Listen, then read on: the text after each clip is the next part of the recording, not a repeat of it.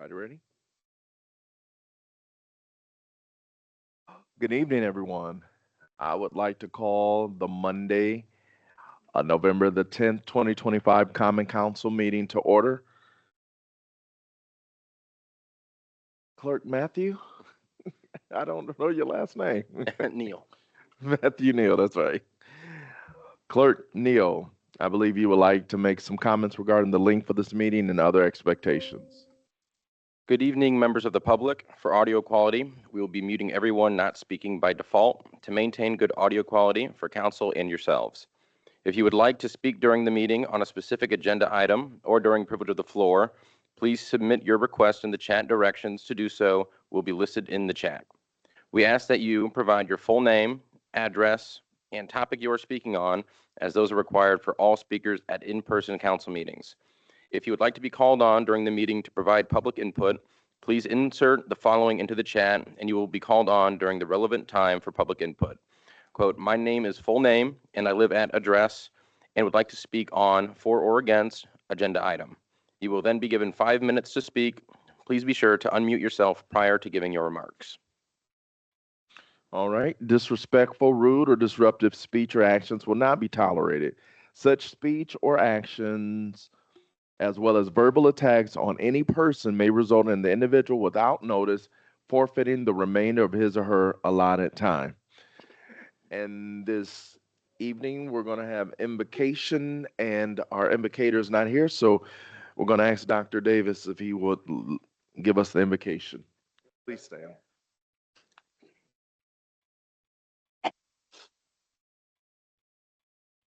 Dear Lord, we thank you so much for allowing us to be in our new building. We thank you for this building, and may this building be a place where the mayor, the city council, all of our administrators help to serve all the people of South Bend. We ask for a special blessing upon the mayor, upon each one of the city council members, our administration, our staff, everybody here, Lord, so that we can take care of the needs and uplift the people of South Bend.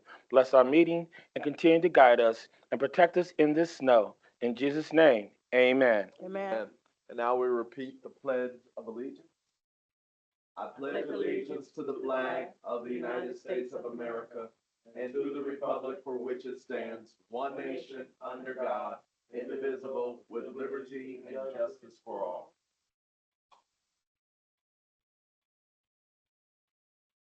All right, Clerk Neal, please give us a roll call. Councilmember Gooden Rogers.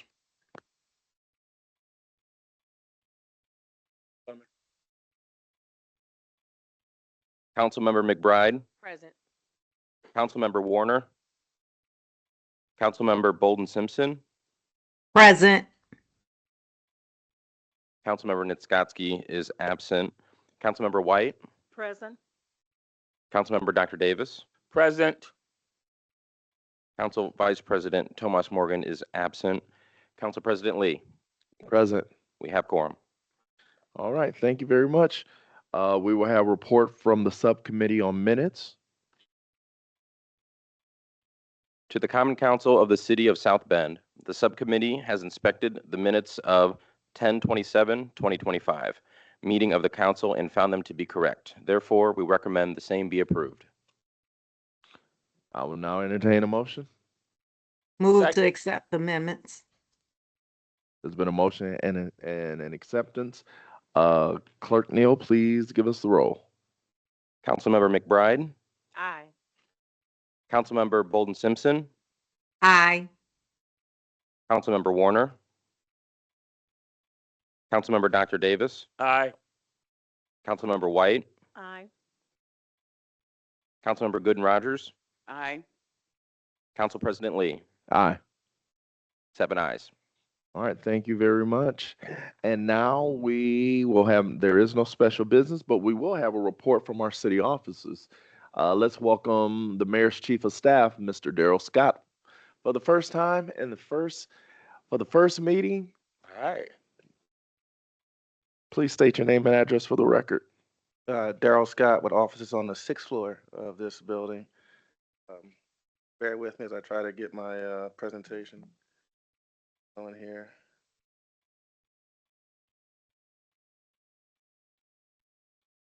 see.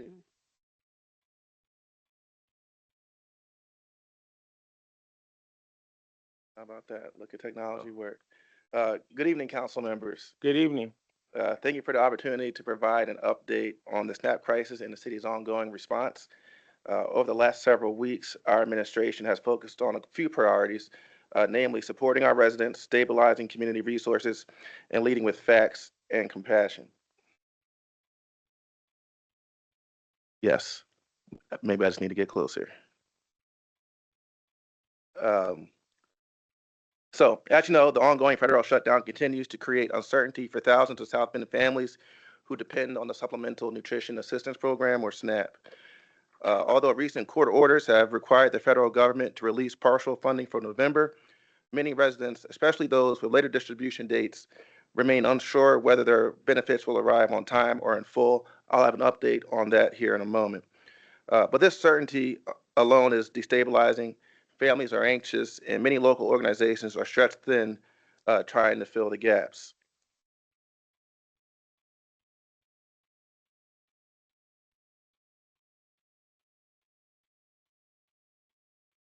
From the beginning, Mayor Mueller has been clear that South Bend will not wait on Washington to act. We've engaged in public communication and outreach, making calm and factual public statements.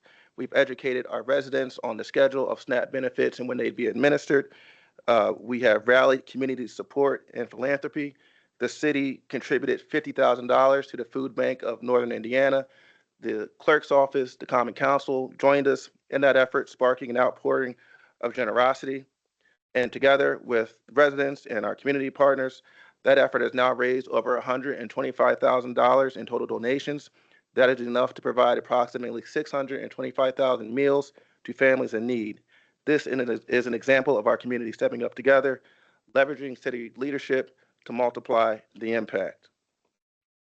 Preparedness and coordination. We are finalizing a community meal distribution plan that'll be based out of the MLK Dream Center. We'll be preparing grab and go meals to further support our neighbors in need. This effort will be led by VPA and supported by volunteers from city staff. Last week, Mayor James announced a moratorium for folks enrolled in our utility assistance program. We recognize that food insecurity often goes hand in hand with stress around paying utility bills, and this moratorium reflects that we want folks to feel dignity and be safe and secure. You can sign up for the UAP program at southbendin.gov/UAP. No resident enrolled in the UAP program will have their water services turned off during this shutdown. Now, let me stress that this is a moratorium. The expectation is that if you can pay your water bill, that you pay it. When the moratorium is over, you will be responsible for paying that bill.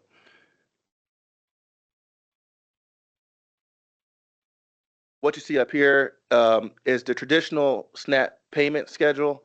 It is done by the first letter of your last name. So, there is this concern that come November 1, everybody's benefits will be disrupted. We've been doing our very best to communicate that those disruptions wouldn't start until the 5th. So if your first name began with an A or a B, you saw your benefits disrupted on the 5th, 7th, 9th, so on and so forth. So that's where my update that I mentioned earlier comes into play. So earlier today, Governor Braun announced that partial SNAP benefits will begin processing immediately, and many folks will start seeing their benefits as soon as tomorrow, November 11th. While this announcement offers some relief, it is not a full restoration of benefits. It means that many families will receive only a portion of what they normally depend on each month. The governor has stated that the state is ready to issue full benefits as soon as federal funding is restored, but for now, the situation remains fragile. This moment underscores the need for local leadership and preparedness, and that's what we've demonstrated over the past few weeks.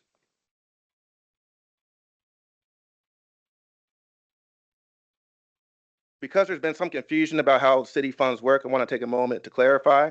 The general fund, that is our operating fund. It pays for services residents see and rely on every day. Think police, fire, parks, public works, sanitation, and administrative services. Then we have our rainy day fund. That is our emergency reserve. It exists to protect the city during revenue shortfalls, natural disasters, or other unforeseen fiscal shocks. It is funded through transfers from the general fund when we have surpluses at the end of the year. And it ensures the continuity of essential services if revenues were to suddenly fall. And then finally, we have our set of reserves or our reserves. These include cash balances across multiple accounts, many of which are restricted for specific uses. These are not discretionary dollars. They keep the city solvent, maintain our credit rating, and ensure we can deliver services every day.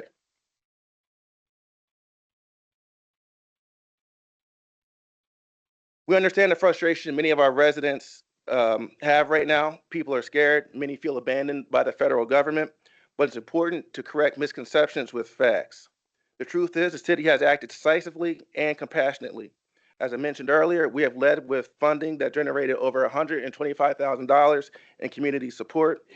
We have prepared this the citywide meal distribution network, and we've coordinated with volunteers and departmental resources for rapid activation. That's not inaction, that's targeted strategic leadership rooted in sustainability. We're not saying no to helping our neighbors. We are saying yes in a way that is responsible, sustainable for the long term. Again, our $50,000 contribution has led to $125,000 in total local funding, which will provide 625,000 meals, a scale that we cannot do alone. Now, we are hosting a quarterly Meet the Mayor and Team South Bend event this Wednesday at Pinhook Community Center from 8 to 10 p.m. We are prepared to answer questions, hear ideas, and work collaboratively on the next steps. And that's how government should work, with accountability, facts, and open dialogue. Our standard is simple: lead with compassion, tell the truth about the numbers, and act where we have real leverage. We will continue to support families through our partnerships, meal network, and communication efforts, and we will continue to manage city finances responsibly so that we can respond not just today, but for whatever comes next.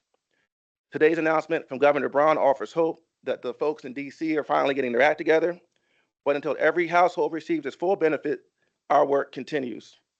South Bend has shown again that we can be both fiscally responsible and deeply compassionate.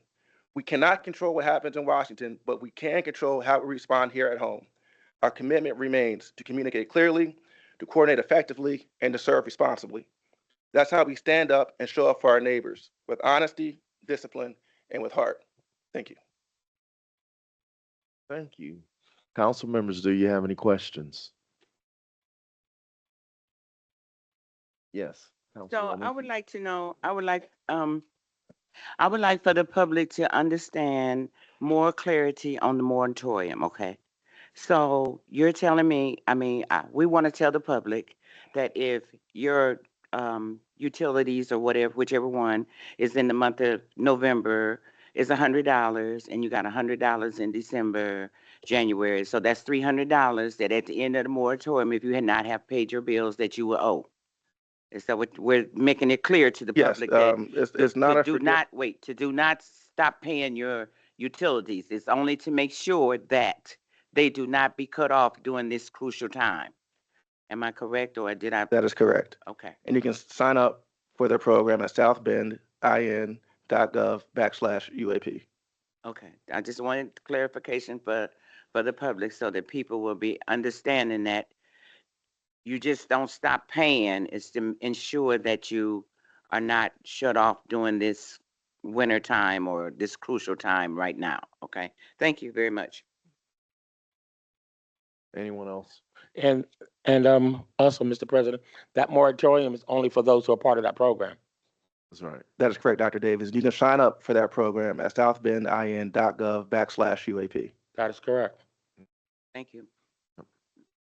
I'd like to say thank you, Mr. Scott, for your efforts. And this has been very trying times for everybody in our community, and trying to find a viable way to be able to help our neighbors who are um, going through this process. Many people don't know what it's like to not know where your meal is going to come, but thank you for helping to organize and partner and bringing partners together so that we can help address this issue in our community.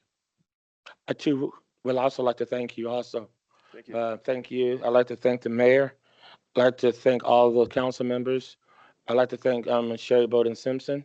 I'd like to thank former Councilman Henry Davis. I'd like to thank those who are in Black Lives Matters, and I'd like to thank our neighborhoods and all those who've been advocating for change. I think all the voices coming together to show that everybody in South Bend cares. And I think it's important for us to thank our community people when they rise up. I think it's important for us to thank our elected officials.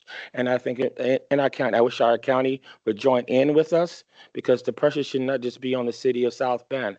I think our county officials and our commissioners should also join in with us. And we also, I would encourage our sister city, Mishawaka, to also do that too, because all of us coming together in St. Joe make us a stronger place. And so I want to thank everybody who's been a part of this whole effort to make sure that we all get fed. I'd like to ask one more question. Yes, ma'am. Mr. President, yes, Mr. Scott, I would like to know that if everything should go back to normalcy, are you still going to be needing volunteers to do the meals at the centers, or will that stop, or what will happen to that? Great question. We're going to monitor that situation. As of right now, this moment, we're still planning on going live with the meal distribution this week. Most likely Thursday, we'll start that. But we will certainly communicate via social media or perhaps press releases if what the plan is or if the plan changes. But what happens when we get back to normalcy? Will this continue, or will this gradually stop, or what we'll be doing? Yeah, the plan that we're working on is in place to support folks that are impacted by the disruption to SNAP benefits. So there's our expectation that once SNAP benefits are resolved, this program would cease. Thank you. All right. Yes, ma'am. Ms. White.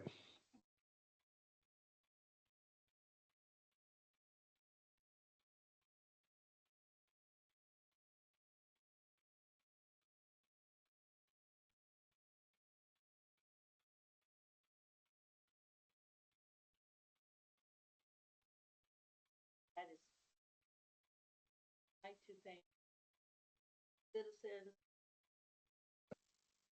stepped up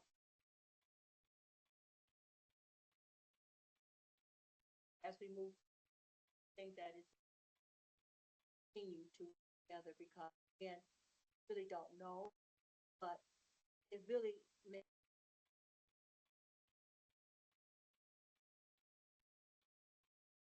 Thank you. Anyone else? And again, thank you again. It's very important that we work together.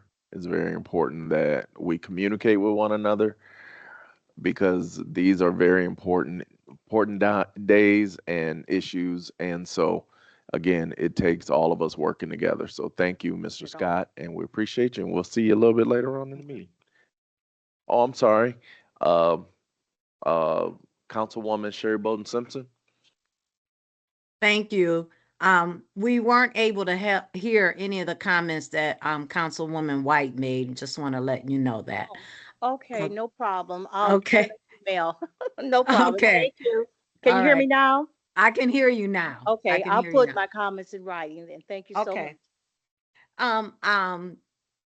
I wanted to address the question that I asked in committee, knowing that there are many people who qualify for the utility assistance program but are not signed up. What if they don't sign up until, November 25th and they qualify? The moratorium, is there any limit on that? And then after that, I have one more comment. You said you were gonna check on that question. So I thank you for reminding me of that. Mhm. And I did speak with our Director of Public Works. I would encourage folks to sign up sooner rather than later. Okay. Even typically there's a verification process, but if you sign up, if you sign up and you have a water bill, I think somebody gave the example of $100 this month, your services will not be turned off. Um, it's almost, it's not quite immediate, but it's very quick that you will be enrolled into the program. And again, you can enroll at southbendin.gov/UAP. Thank you. And then I would like to commend the executive branch on pushing this forward. As we know, we are the legislative branch, and sometimes resolutions and bills can be brought from each branch, and we want to work together on standing in the gap, because many of these people that are stressed out about their SNAP benefits, and people are worried about their insurance, their health insurance rates doubling, tripling, just going up so high that a lot of people are just going to drop their insurance. Then that's scary. I was in the emergency room not too long ago, and that's scary what that outcome would be. And so we have to stand in a gap for these people, because life is going on, and sometimes just too much to come to a council meeting and stand up for themselves and share. But even though they might not be here, we want them to know that they are not forgotten, and that we're thinking about them, and that their dignity counts. So I thank everyone that has worked together to put something together for this emergency. And we have to stay in a state of preparedness, because it is unpredictable, but we have to do the best we can. So thank you for doing this part. This is a good first step.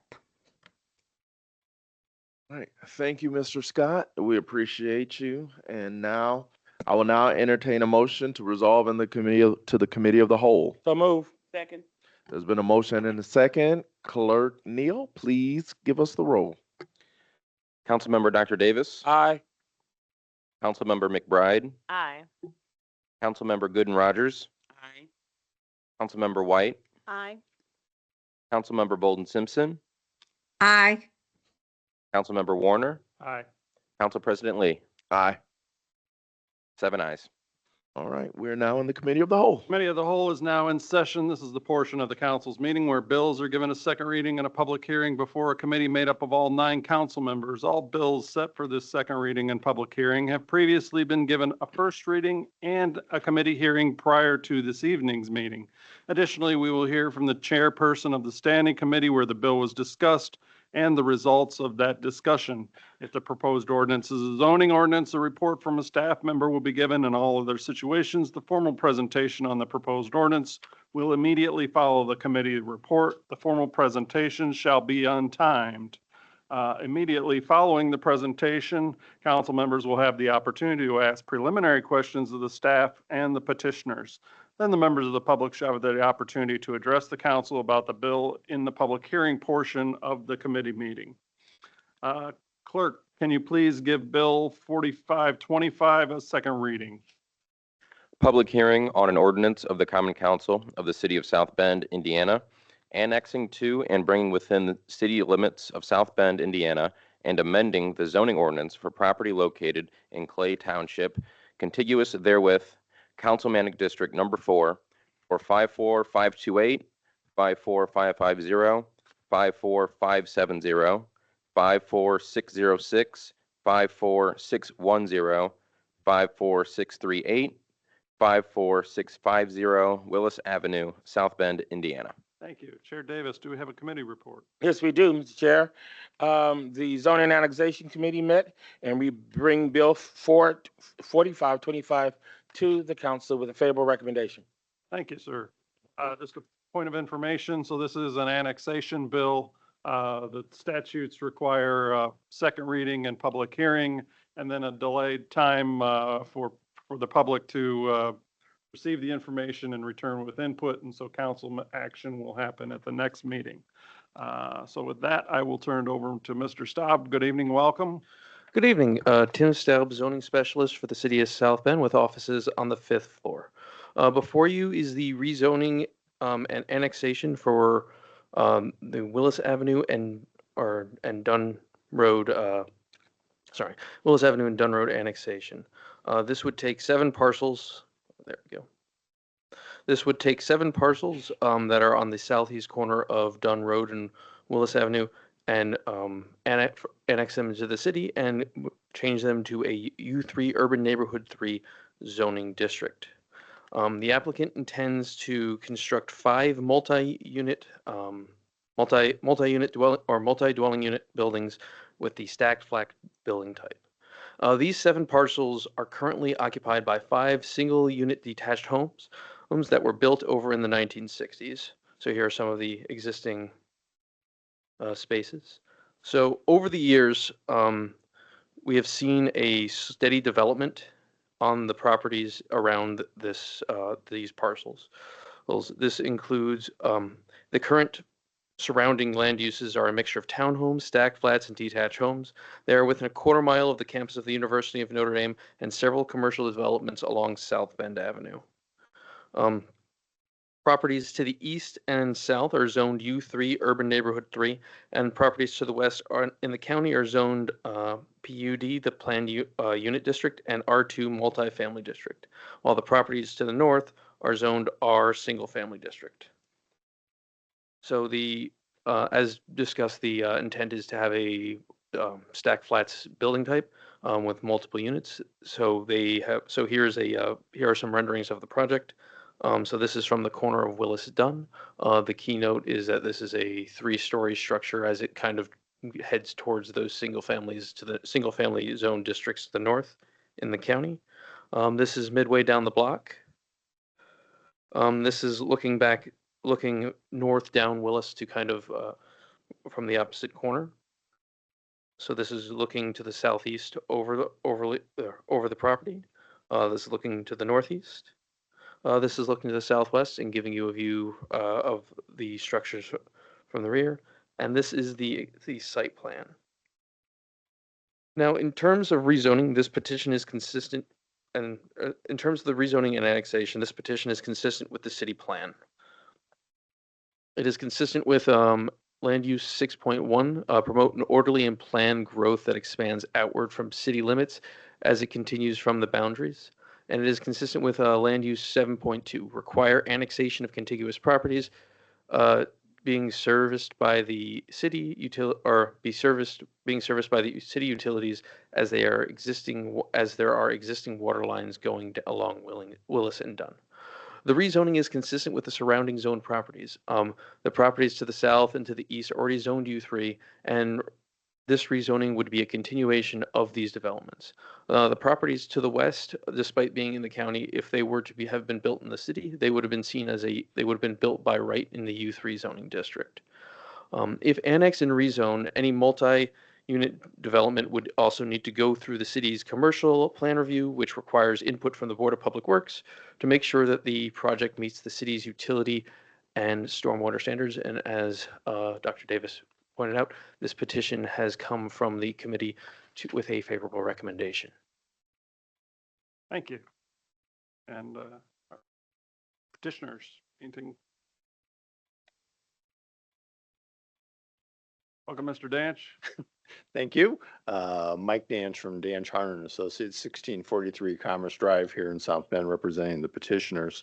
As the staff had said, what we're asking to do is rezone and annex the property at the southeast corner of Willis and Dunn from single family in the county to the U3 Urban Neighborhood 3 district in the city of South Bend. And this is to allow for 5 buildings, and they will be a condominium type of project, and it will be residential in character. As I had mentioned, the development would have 5 buildings. As shown on our preliminary site plan, there will be 1 building that will be facing Dunn Road. That particular building will have a maximum height of 3 stories. The 4 buildings that face onto Willis will have a maximum height of 4 stories. The reason for the 3 stories at Dunn Road, that was for the impact against the residential. There were some concerns from some of the neighbors, and so the developer will put that as a condition that the maximum height for that north building would only be 3 stories. The rest of the development would be done per the city's standards. The parking for this particular development, if you look at the preliminary site plan, is made up of 2 components. One would be surface parking. That would be located on the east side of the development project. The site itself is about 4.9 acres. But what that would do is it puts the parking against the existing apartment complex to the east.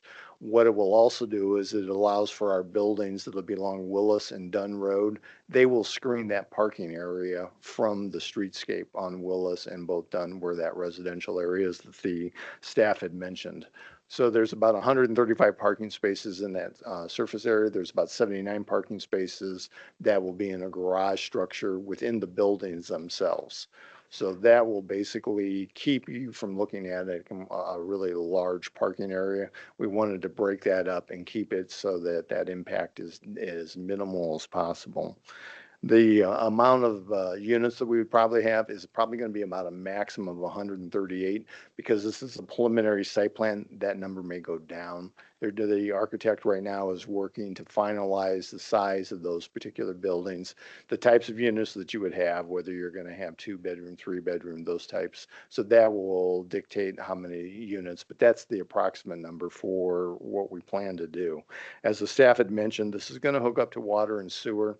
That's a big issue in this particular location. We're kind of at the extreme for the city of South Bend for sanitary sewer and water lines, as I had mentioned for the committee meeting. The developer will be working directly with the city engineering department. This area is serviced by lift stations. The way our site will be developed is that we'll be doing a gravity sanitary sewer to that lift station. We've already had discussions with the city engineering department. We will be updating city lift stations.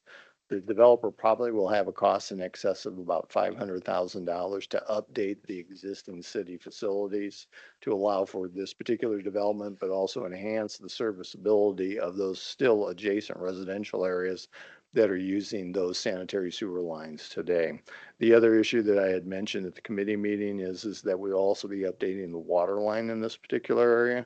Right now, those developments, both the one on the west and not necessarily on the north, those are probably well and septic.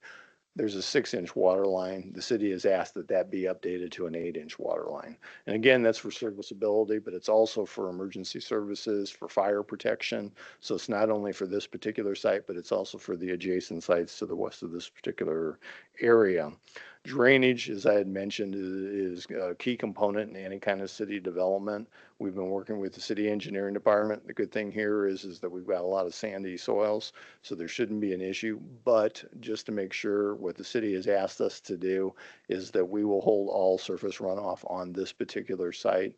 What they had also asked us to do is that because this is coming into the city of South Bend, Willis Street and Dunn Road will now become city streets. So what the city has asked us to do as part of this development, they will be taking a look at that. Most likely we will be developing those streets to city standards. Right now, those are at county standards. So those roads will probably increase in size. They'll probably end up with curb and gutter. One of the other things that we'll be doing, because we're going to be in the city, is having sidewalks. One of the issues is the safety factor that's out there. When I did the developments on the west side of Willis Road, we had done sidewalks in the county. But it's a requirement in the city of South Bend, so those will also be added along Dunn Road and also along Willis Street. That will hopefully help out when we had talked about some of the people that go to Martin's Supermarket in those particular areas and carry groceries home. They would have a sidewalk to be able to walk on that'll separate them from the street. The other part for the drainage is that we'll also be required to handle the surface runoff for those streets. That will come onto our site, and we will have to handle that as part of the capacity for our development. And so the developer is aware of those particular issues, and that will be done, assuming that the council approved this, that'll be done as part of the engineering work and the final site plan that the staff had mentioned. From the landscaping standpoint, you saw the type of buildings that we're going to be doing, the 3 and 4 story buildings. Again, the city standard for landscaping, we will be doing a streetscape along Willis and both Dunn Road. What that also does is because you have additional trees, overstory trees that you do, as well as landscaping for the buildings, that'll lessen that impact of the buildings that you see there. The crown of the trees helps break that up with the natural vegetation. So that's a requirement by the city. That'll also show up on any of the final site plans. The lights for this particular facility, again, the city requirement is that any exterior lighting that you have around the buildings and or the parking areas, that has to basically be what we call fully shielded lighting.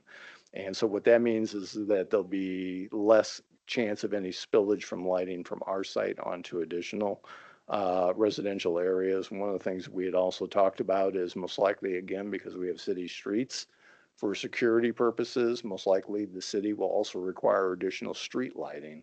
And that will become part of the final site plan, and that'll be done per the city engineering requirements. And again, that's another security issue for people walking along the sidewalks. We'll certainly do any kind of what we call buffering between our site and the apartment complex or any residential. We really only have 2 neighbors, the apartment complex to the east, and then there's a townhouse development that is to the, I think it's called Rexford Villas, that I did several years ago, that's almost on the top of the hill. That will also, if it's required any screening, that would be done at that point. From a safety standpoint, because those are county roads right now and they'll go to city streets, the engineering department will take a look at any kind of safety issues as far as the hill that we talked about, where you go into Martin's Supermarket. As you come north, you're coming down that hill toward Dunn Road. If you go south, you're going down to Van Ness Street. So if there's any kind of additional signage that could be done there to help out any safety for pedestrians, we'll certainly work with the city on that, and can we incorporate that as part of our final site plan.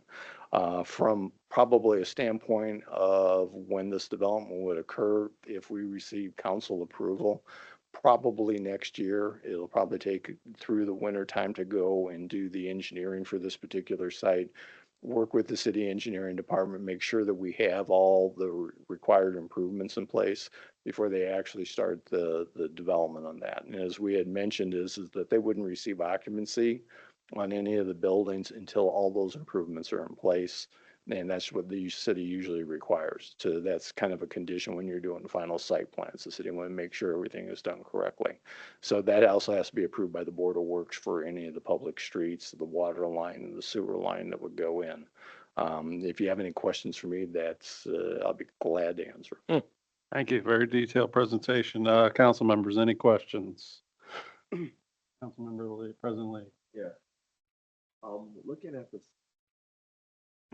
Looking at the site plan here, how many apartments will be in each building?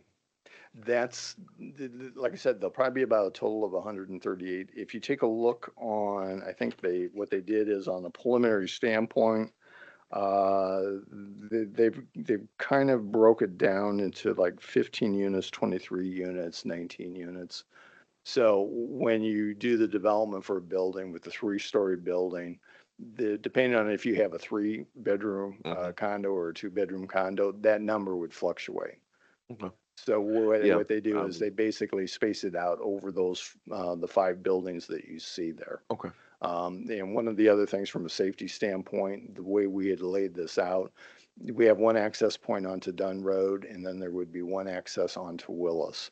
The reason for that is for emergency services. So usually the fire department, when we're involved with them, police, those types of protection, they like to have 2 ways into an apartment or a condo unit so that you can make the emergency services. All right. Thank you very much. One thing I didn't bring up, I think we had asked what the approximate cost for the project would be. Assuming everything went well, you're probably in the area of about 110, 125 million, and that's probably going to go up as we get closer to doing all the development. Thank you. Down there, my colleague online. Okay, seeing nobody at this time, we'll go to the public hearing portion. Any members of the public wishing to speak on Bill 4525, either in person or online, either in favor or against at this time? Anybody wishing to speak on the bill at all? I do not see anybody willing to speak for or against the bill. Okay, I'll bring it back to council. Any comments? I'll say we're always happy to annex land from the county into the city. And if there's any more up there, you let us know. And we'll try to figure that out some one way or another. Thank you for your work and your detailed presentation and investment in the city of South Bend. Thank you. That would be discussed, we'll vote on that in 2 weeks. Correct, yes. No council action at this. Any other comments? Okay, with that, yeah, the bill will stay in committee of the whole in 2 weeks, then we'll bring it back up for council action and move it to third reading. Okay. Just a clarification, I believe is 1 month. 1 month? Yeah, 1 month, Okay. just for the, because that's what the state law requires. The state law So requires, I knew there was a delay there. it'd be the first week in December. Okay, and so December meeting. So yeah, the public the public end, And I know we have to do a newspaper notice on that and things that happen behind the scenes.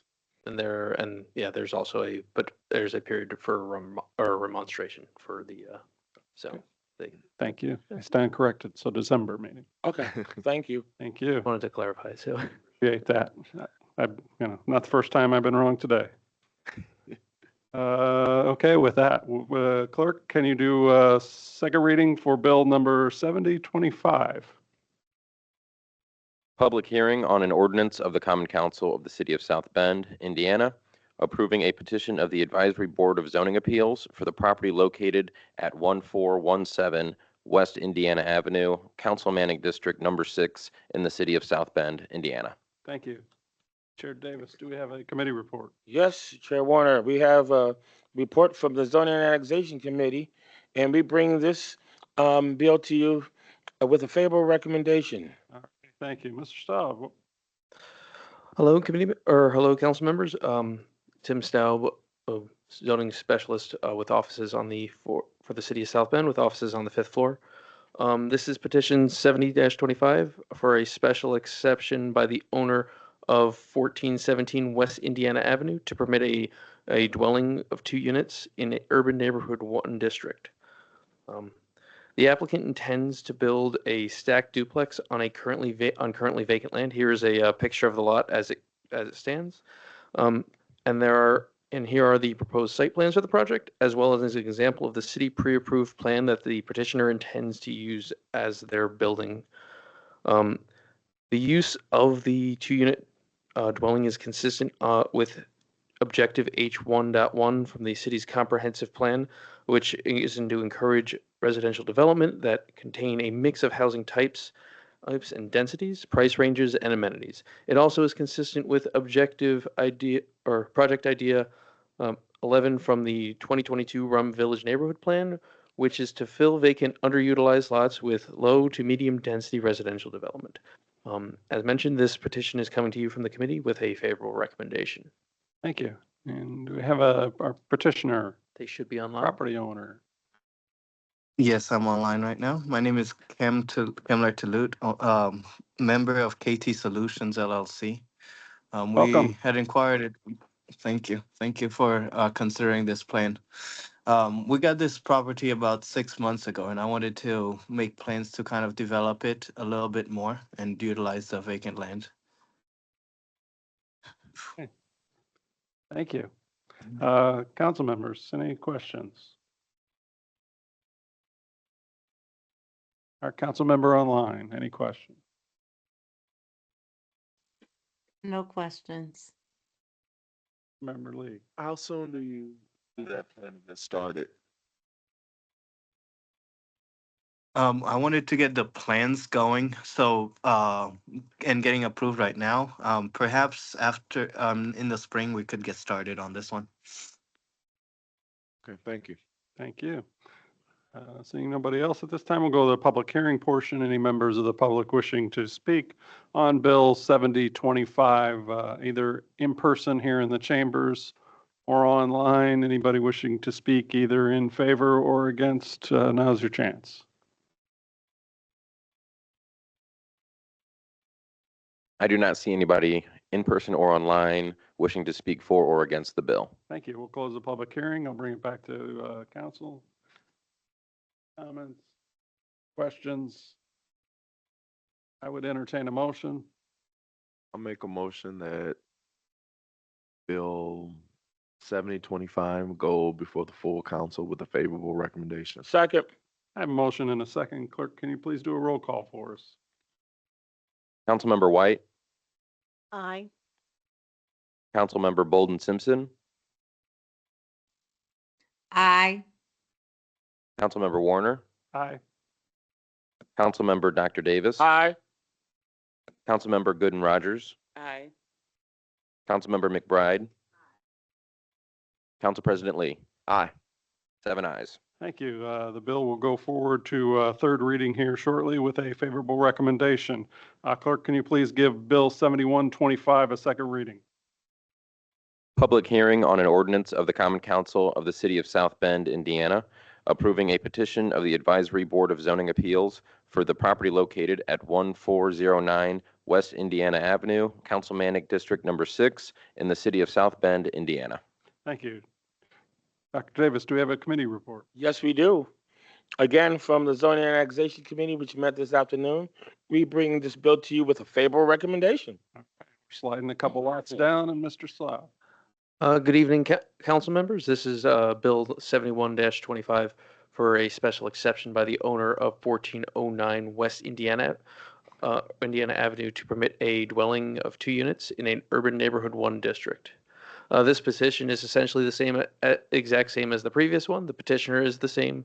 The parcel is just 2 over from the previous one, and the petitioner intends to build the same stacked duplex on another vacant lot.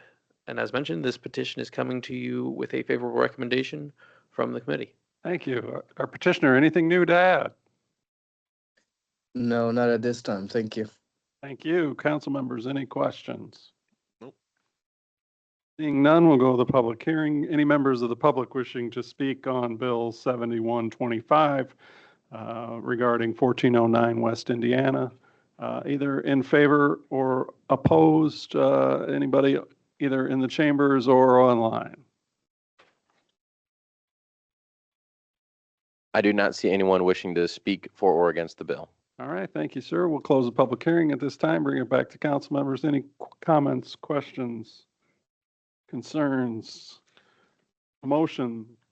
Make a motion that 7125 goes to the full council with a favorable recommendation. Second. I have a motion and a second for a favorable recommendation. Clerk Torado, or Clerk Neal, can you please do a roll call vote on that motion? Councilmember Bolden Simpson, Aye. Councilmember McBride, Aye. Councilmember Warner, Aye. Councilmember Dr. Davis, Aye. Councilmember White, Aye. Councilmember Gooden Rogers, Aye. Council President Lee. Aye. 7 ayes. Thank you. That bill will also go forward here in a few minutes to third reading with a favorable recommendation. And when Clerk Torado comes back, I'm going to call her Clerk Neal. All right. All right. With that, Clerk Neal, can you please give Bill 7225 a second reading? Public hearing on an ordinance of the Common Council of the City of South Bend, Indiana, approving a petition of the Advisory Board of Zoning Appeals for the property located at 1101 Elliott Street, Councilmanic District Number 2 in the City of South Bend, Indiana. Dr. Davis, do we have a committee report? Yes, we do. We bring Bill 7225 to the full council with a favorable recommendation Thank you, sir. and some daddy's love. Good evening, council. Tim Staub, zoning specialist for the city of South Bend with offices on the 5th floor.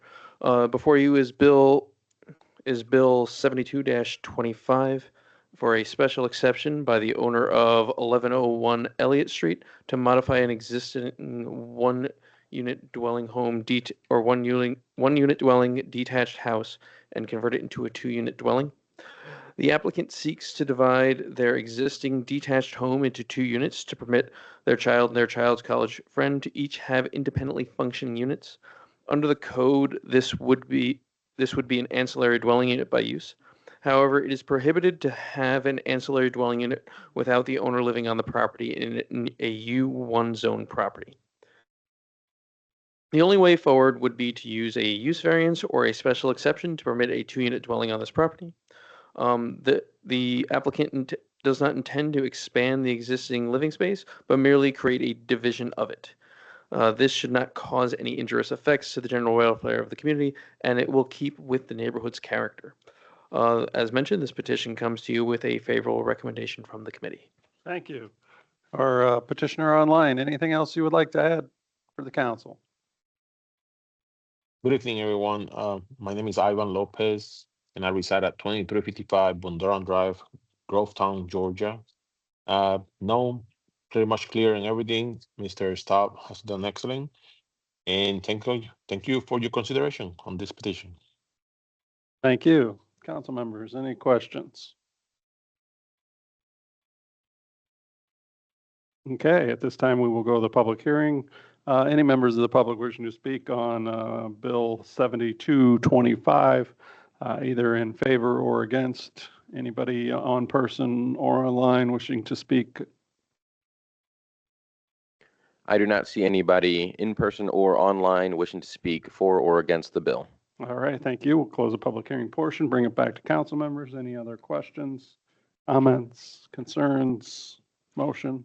I make a motion that 7225 go to the full council with a favorable recommendation. Second. I've got a second motion and a second for a favorable for 7225.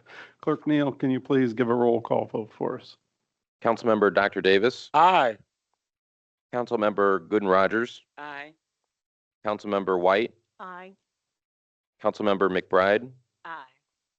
Councilmember Bolden Simpson. Aye. Councilmember Warner. Aye. Council President Lee. Aye. 7 ayes. Thank you. The bill will go forward to third reading with a favorable recommendation. At this time, I would entertain a motion to rise from the committee of the whole and report back. So move. So move. I have a motion and a second. Clerk Neal, can you please do a roll call vote?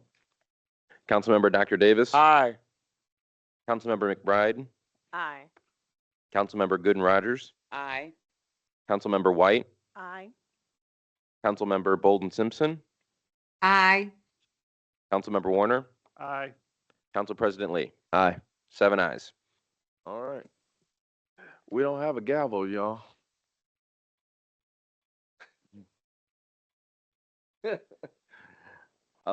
Bills on third reading. The full council is now back in session, and this is the portion of the meeting where bills are given a third reading and action is taken regarding bills that were heard in the committee of the whole. All right. Kirk Neal, would you please give 70-25 a third reading? Third reading on an ordinance of the Common Council of the City of South Bend, Indiana, approving a petition of the Advisory Board of Zoning Appeals for the property located at 1417 West Indiana Avenue, Councilmanic District Number 6 in the City of South Bend, Indiana. Council passage. Second. There's been a motion and a second. Clerk Neal, please call the roll. Councilmember Dr. Davis. Aye. Councilmember Gooden Rogers. Councilmember McBride. Aye. Councilmember Bolden Simpson. Aye. Councilmember White. Aye. Councilmember Warner. Aye. Council President Lee. Aye. 7 ayes. 725 has been adopted. Clerk Neal, give 7125 a third reading. Third reading on an ordinance of the Common Council of the City of South Bend, Indiana, approving a petition of the Advisory Board of Zoning Appeals for the property located at 1409 West Indiana Avenue, Councilmanic District Number 6 in the City of South Bend, Indiana. Move for passage. Second. There's been a motion and a second. Clerk Neal, please call the roll. Councilmember McBride. Aye. Councilmember Bolden Simpson, Aye. Councilmember Warner, Aye. Councilmember Dr. Davis, Aye. Councilmember White, Aye. Councilmember Gooden Rogers, Aye. Council President Lee. Aye. 7 ayes. 7125 has been adopted. Clerk Neal, please give 7225 a third reading. Third reading on an ordinance of the Common Council of the City of South Bend, Indiana, approving a petition of the Advisory Board of Zoning Appeals for the property located at 1101 Elliott Street, Councilmanic District Number 2 in the City of South Bend, Indiana. Clerk Warner, is there a recommendation? The bill comes with a favorable recommendation from the Committee of the Whole. Move for passage. Second. There's been a motion and a second. Clerk Neal, please call the roll. Councilmember Dr. Davis, Aye. Councilmember McBride, Aye. Councilmember Gooden Rogers, Aye. Councilmember White, Aye. Councilmember Bolden Simpson, Aye. Councilmember Warner, Aye. Council President Lee. Aye. 7 ayes. 7225 has been adopted. Resolution. This is the portion of the council meeting where the common council hear bills filed as proposed resolutions. The title of each proposed resolution is read by the city clerk. A report from the committee chairperson of the standing committee to which the bill was referred to for an advisory review and recommendation is then given. During the public portion of each proposed resolutions, members of the public are invited to address the council. We ask that you please give your name, address, and comments on the bill. And if you have any questions, they will be addressed by the presenter during the rebuttal. Each member of the public is limited to 5 minutes, with those speaking in favor going first, followed by those in opposition, then a 5-minute rebuttal from the presenter of the bill. Clerk Neal, would you please give 2540 a reading? A resolution of the Common Council of the City of South Bend, Indiana, adopting a written fiscal plan and establishing a policy for the provision of services to an annexation area in Clay Township, Willis Dunn annexation area. Is there a report from the Yes. committee? The Zoning and Annexation Committee met this afternoon, and we bring this bill 2540 to the full council with a favorable recommendation. All right, petitioner, I ask that you state your name and address for the record, please. Tim Staub, zoning specialist for the city of South Bend with offices on the 5th floor. An annexation has been requested by the property owner of 7 parcels at the southeast corner of Willis Avenue and Dunn Road. The proposed annexation area is approximately 4.9 acres and meets the state law for contiguity requirements. No capital improvements are planned by the city as a part of this annexation. Water and sewer are both available from Willis and Dunn Road. A portion of Willis Avenue and Dunn Road right-of-way would be added to the city. The Willis Dunn annexation area will be added to the Common Council's 4th District and served by Police Beat 11, Fire Station 3 at McKinley Avenue, and Neighborhood Services and Enforcement Area 6. I then ask for the committee or for the councils basically adopt the resolution for the fiscal plan for this annexation area, but would happy to take any questions at this time. Thank you. At this time, council members, do you have any questions? If not, we'll now go to the public hearing. Clerk Neal, is there anyone from the public looking to speak in favor or opposition of Resolution 2540? I do not see anyone wishing to speak in favor or against the bill. All right. At this time, the public hearing portion is now closed. Any comments? I will now entertain a motion. Move for passage. Second. There's been a motion and a second. Clerk Neal, please call the roll. Councilmember White, Aye. Councilmember Bolden Simpson, Aye. Councilmember Warner, Aye. Councilmember Dr. Davis, Aye. Councilmember Gooden Rogers, Councilmember McBride, Council President Lee. Aye. 7 ayes. All right, 2540 has been passed. 2544 was not heard because we didn't have a quorum. So we'll now go to 2546. A resolution confirming the adoption of a declaratory resolution designating certain areas within the city of South Bend, Indiana, commonly known as 3315 William Richardson Court, South Bend, Indiana, 46628, an economic revitalization area for purposes of a 7-year real property tax abatement for Michigan Motorsports LLC. All right. Is there a report? This resolution was heard in community investment this afternoon and comes forward with a favorable recommendation. All right. There's Mr. Molnar Mr. Monar, right on time. sprinting down the stairwell. You guys weren't supposed to skip one on me. Joe Molnar, Assistant Director, Growth and Opportunity. The office is on the 5th floor of City Hall. Share my screen.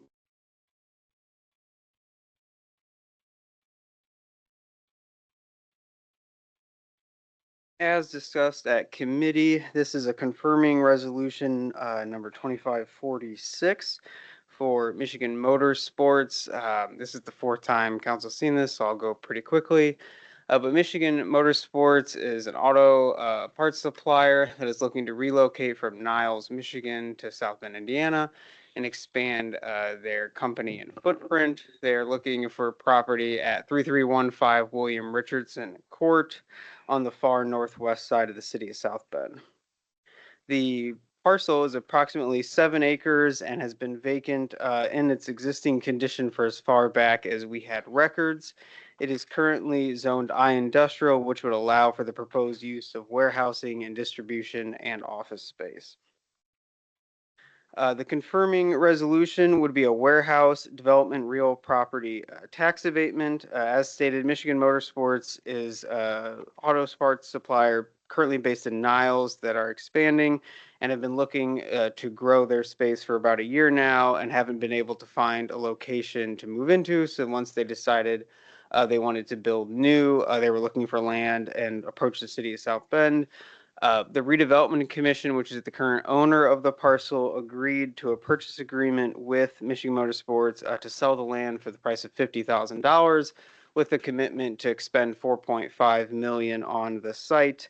And the total investment and the total anticipated full-time employees once the full project was built out is estimated to be 29 full-time employees to the city of South Bend, with an estimated annual payroll of over $2.1 million.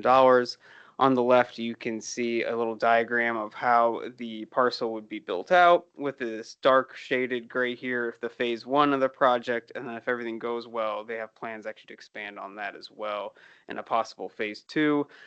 This abatement would only apply to the phase 1 portion for now. So the actual details of the abatement, even though the property is owned by the city and so does not pay property taxes, if it was in private hands, its assessed value would equal about $2,500 in annual taxes. If this project is fully completed, the annual taxes after the project would be over $83,000, so a very significant increase in property taxes. During the 7-year abatement that the project qualifies for, the total taxes owed would be $581,000 approximately.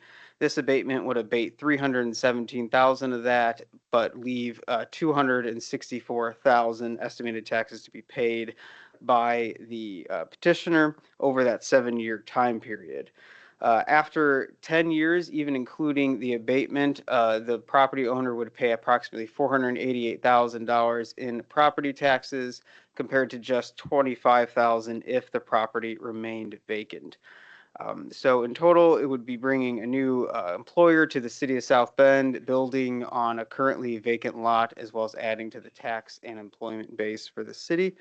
I'm happy to answer any questions that you might have, and Dan and Easter, the owners of Michigan Motorsports, are here as well.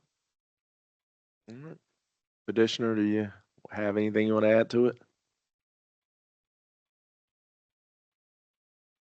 Dan Baber, Michigan Motorsports, 255 Bell Road, Niles, Michigan. We started looking for a place to house our new corporate headquarters, which consist of an office dwelling along with a warehouse distribution center. And it's been a pretty good process for us to get to this point. And I just have to say that we really appreciate the city and a lot of the individuals that we have met along the way that have worked close with the city of South Bend to make a welcoming group for us to come into the city. At first, it was a difficult for us to find a location, and it's been pleasantly, surprisingly very good for us to find a potential home in this area. So thank you. Thank everybody. All right, thanks. Any other questions? I just want to say that I work with an automotive group at Goodwill, and when I asked about you guys, people were like, "Oh my God, they're moving to South Bend." So yeah, I'm trying to talk them into changing it to Michiana Motorsports, but it was nothing but good things about the work that you guys do.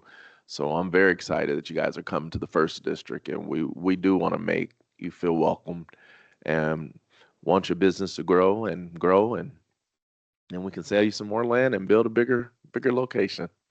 Thank you. Anybody else? I'll just thank you for your investment in South Bend and your faith in the city. I know you guys have been to 5 government meetings now in the last 6 weeks and have your fill, and but we wish you the best of luck, and we're excited to see what happens out there, and are rooting you on and cheering for your growth and for you guys to be successful, because then the city is successful. Thank you. Thank you. At this time, we'll go to the public. Is there anyone from the public looking to speak in favor or opposition for this proposal, this resolution?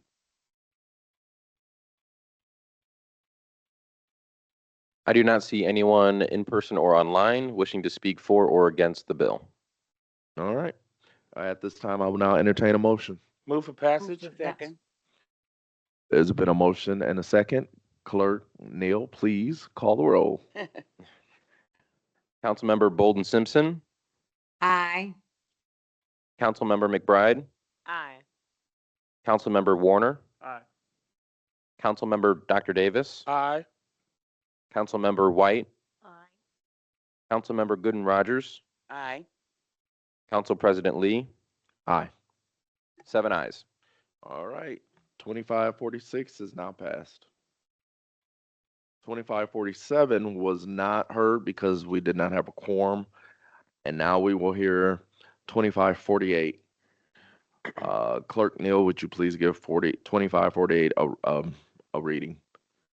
A resolution on behalf of the South Bend Common Council consenting to the renewal or continuance of a declaration of a local disaster emergency until any order or proclamation lawfully terminates the local disaster emergency, or the passage of a resolution by the Common Council revoking this consent. All right. And I am the presenter, and because we can't get down there that fast, I'll just present from here. The health and safety and welfare of our residents are being jeopardized by the federal government's suspension of the SNAP program. The consequent hardship to many of our residents supports a declaration for a local disaster emergency under Indiana state statutes. Such a declaration may not be continued or renewed for more than 7 days except by or with the consent of the Common Council.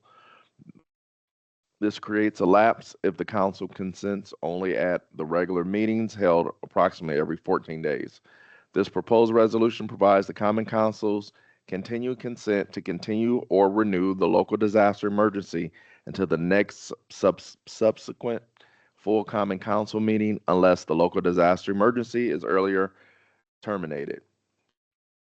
Again, this was a resolution from the city so that we could declare a local disaster emergency, so that we could do things like individuals that are involved in the utility assistant program could be able to apply so that they would not have to be shut off during this time. They still have to pay their bill at the end of February, but again, this does give them some relief until all of the SNAP benefits are reenacted. And it looks as though things are moving in the right direction. So, any questions? A couple of questions. Thank you.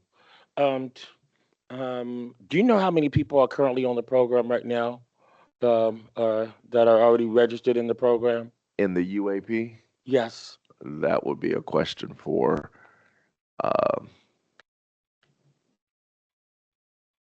Mr. Scott. Please come to the podium. Darrell Scott with offices on the 6th floor of this building. I do not have an exact number, but I believe it's more than 2,900. More than 2,900?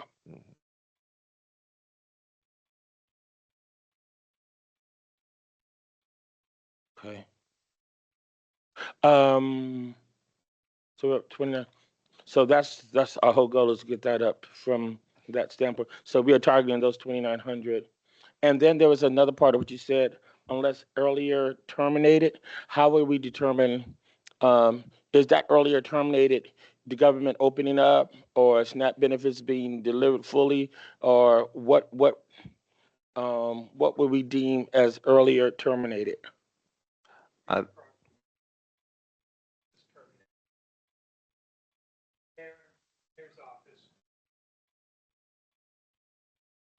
I know, but what would be the criteria for us to determine that an earlier termination has been made? Most likely it would be the resolution of the problem at the federal level. yeah. So does opening up the government, will that be the answer? I mean, that's not the answer. Okay, so the government's Could be the open. criteria. It's not necessarily what the mayor would decide on, but that could be one of the steps to doing it. One of the things is that he is extending this till February. So even if everything is restored back, we will still have it in effect until February. So, I mean, I agree with that, but I just wanted to know what are the specific requirements that would determine that the criteria, that the disaster is over? I mean, we know what we are in the disaster now, but so we can quantify that this disaster, this particular one, is over, because there's so many loose parts. I mean, where 67% is given and 50 is given, or now everything will be given. What will qualify that? And I think people need to know, so we can say, hey, we can point to that means if A happens, the disaster is over. If B happens, the disaster is over. If C and B are not happening, then the disaster is not over. So people can have a clear understanding of that.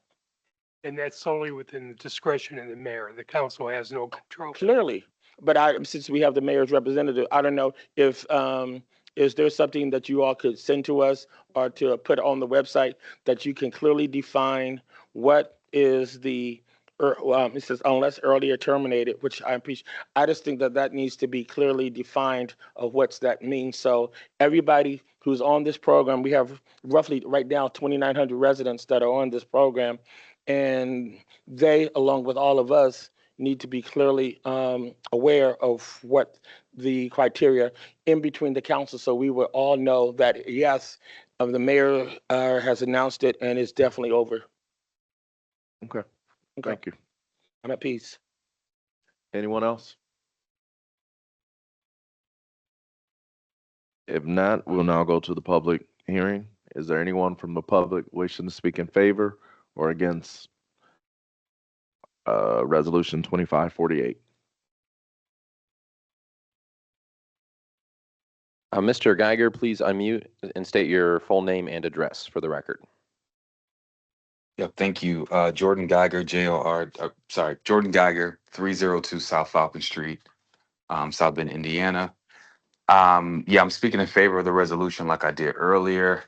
I think it makes sense to call for this emergency. I know that's what many of us have called for. And I think there needs to be follow-up. We just called for a hearing, a joint hearing about this particular program because it's still sort of unclear.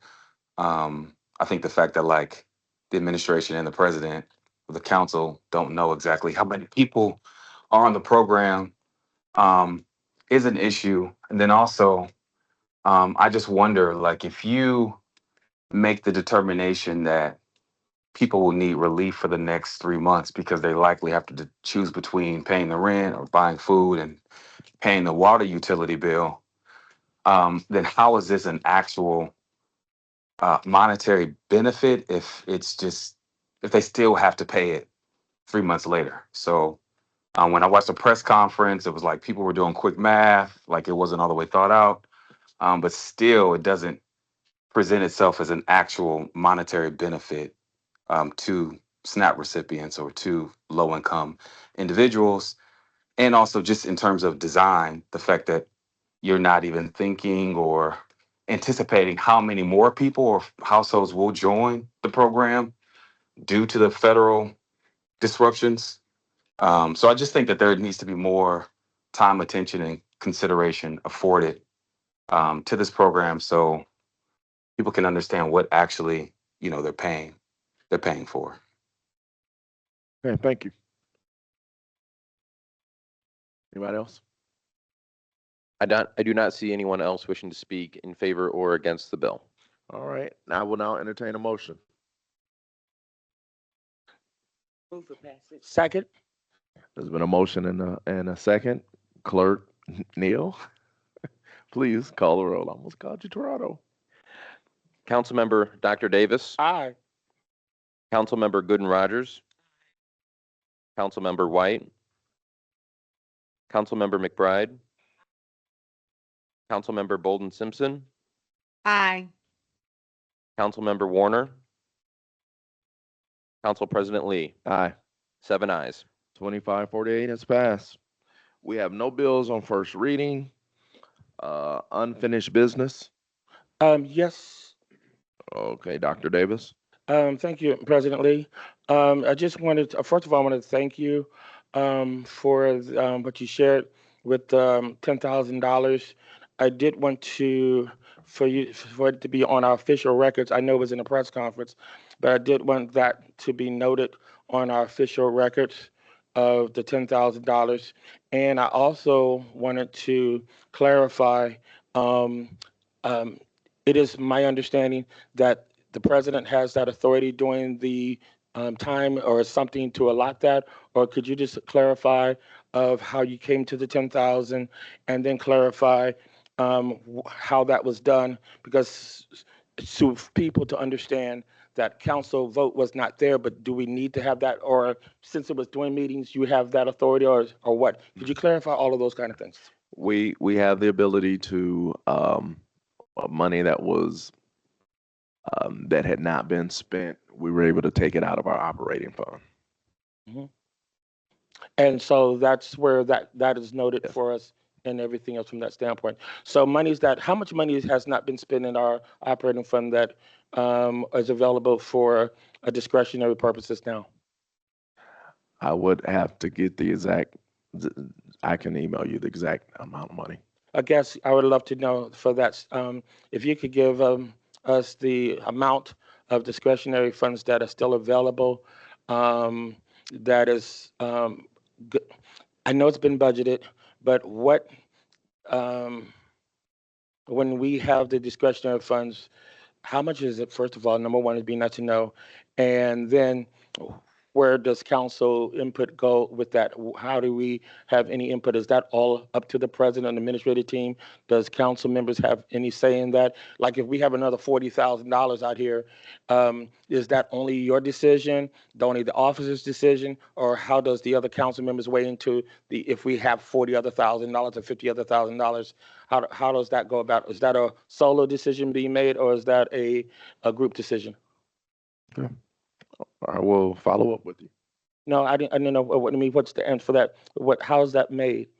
Well, the president, as you know, and has been the president. The president does. Well, have, I don't. No. I always brought my things to the council, so I never did what you did. That's why as president, I never did that, and as vice president, I never did that. So this is something new for me. Even though I may have empowered. So It's not as I know. I'm asking a sincere question, and from that standpoint, because every time I ever brought any kind of financial thing, you can go check the record for all the times I've been an officer, I never brought anything without the council fully knowing. So no, this is something where I may have had issues, and we had a different attorney during my time, most of the time, so I just wanted to have it clarified. So this is a very straight up question.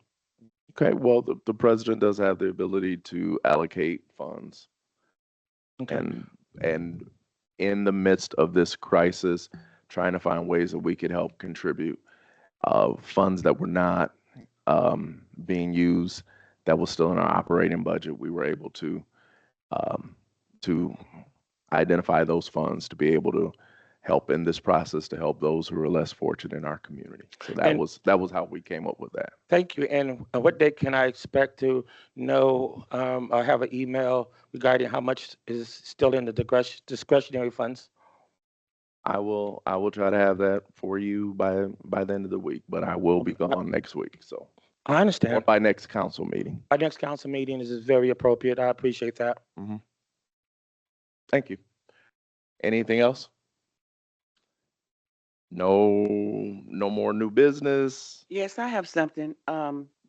If weather permitting, this Saturday, the 15th, District 2 will be partnering with Greater Friendship Missionary Baptist Church to do a small cleanup, if weather permitting. Thank you.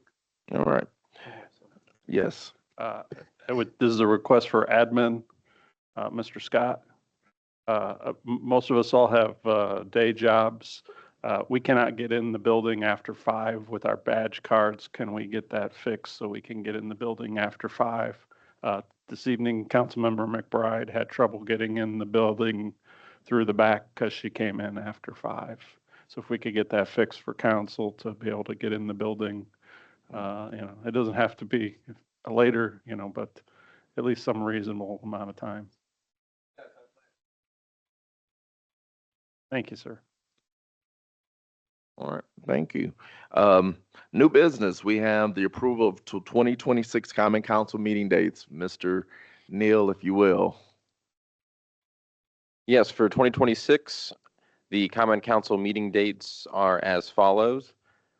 January 5th, we will have the organizational meeting, followed by a January 12th meeting with filing deadline January 7th, then a January 26th meeting with a filing deadline of January 21st, and then February 9th meeting with a filing deadline February 4th, a February 23rd meeting with filing deadline February 18th, then a March 9th meeting with a filing deadline of March 4th, a March 23rd meeting with a filing deadline of March 18th, an April 13th meeting with a filing deadline of April 1st, an April 27th meeting with a filing deadline of April 22nd, a May 11th meeting with a filing deadline of May 6th, a May 26th meeting, which is a Tuesday due to the Memorial Day holiday, with a filing deadline of May 20th, a June 8th meeting with a filing deadline of June 3rd,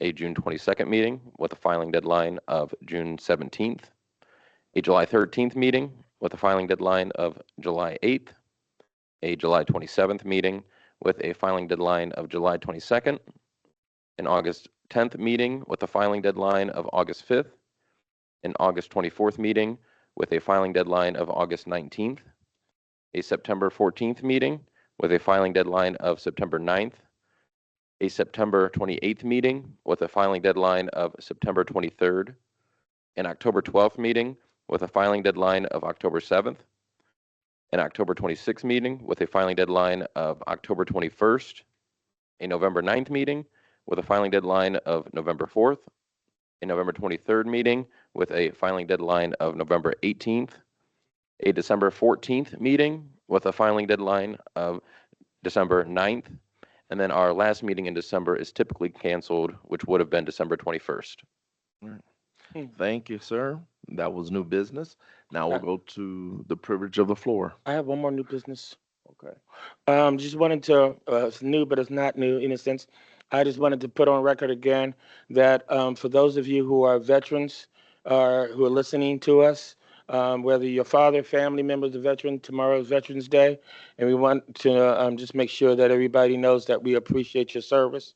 For all the veterans, I was with my dad last week and at the Veterans Nursing Home, and it's just an honor for everybody. And I wanted to make sure that I at least acknowledge that, because having had a veteran in my house and all the issues and the challenges, he had to come back from the Korean War, and even to this day, he forgets what he had for breakfast, but he remembers what the battle in the Korean War. So I just wanted to thank everybody for their service.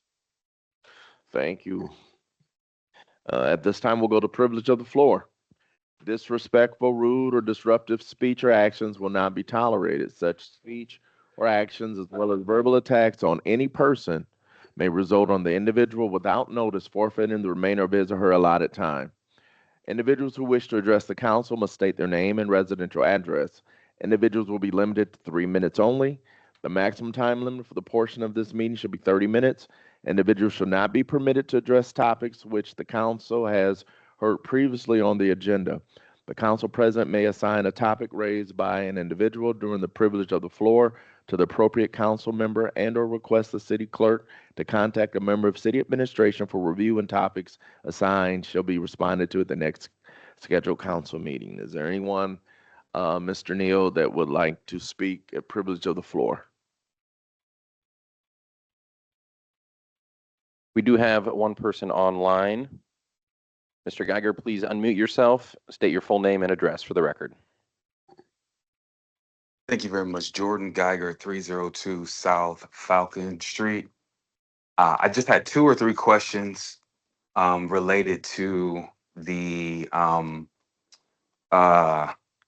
press conference that the council had with the mayor's office, since that's not on the, hasn't been on the agenda. My first question is related to the discretionary spending with the council. I think it's, from my own personal perspective, I think it's very concerning that you have to have a cover letter, a co-sponsor, and talk to the chair in order for you to even file a resolution. But you don't have to have the same process where you notify your council colleagues. I mean, based on what I'm hearing here, there seems to be no exact process for notifying colleagues when you want to spend, at will, $10,000 in discretionary funding. There seems to be no process around sharing with the full council and the public how much is available in discretionary funding. So I don't think that we should look at public money as like a piggy bank where 1 or 2 or 3 individuals can just click up and decide they can throw money at a problem. So I'm wondering, one, if Bob can speak to that process, like notification of council members, what approval processes are necessary in order to just find $10,000 and spend it. And then the other question is, is the council able to pass an appropriations or budget amendment bill to reappropriate money that has been set or allocated in the budget for a specific line item or a specific department or a specific program? Does the council have the ability, based on state and local law, or code, to file an amendment bill to reappropriate money? And that's it. Thank you.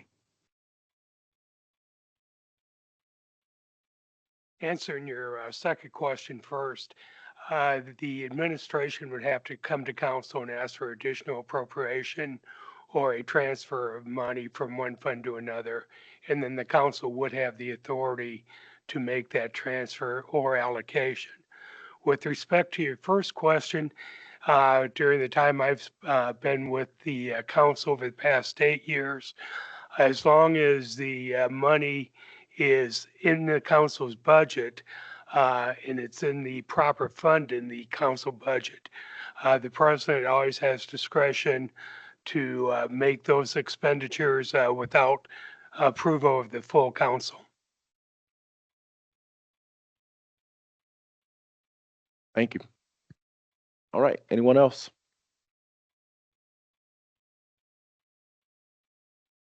I do not see anyone in person or online wishing to speak under privilege of the floor. We do have Councilmember Bolden Simpson with her hand raised. Okay. Thank you. I think you just missed me. I did want to remind everyone about the Lafayette Falls Town Hall meeting on December 2nd, 2025 to address those issues. And I do plan to get my utilities committee together because this utility assistant program, we really need to get this shored up. More people need to be in that 2,500 people. That definitely is falling well short. And some people are going to miss out on the relief that they need during these trying times. Thank you. Thank you. If that being all, this meeting is now adjourned. Thank you. Thank you for being at our first meeting in our new space.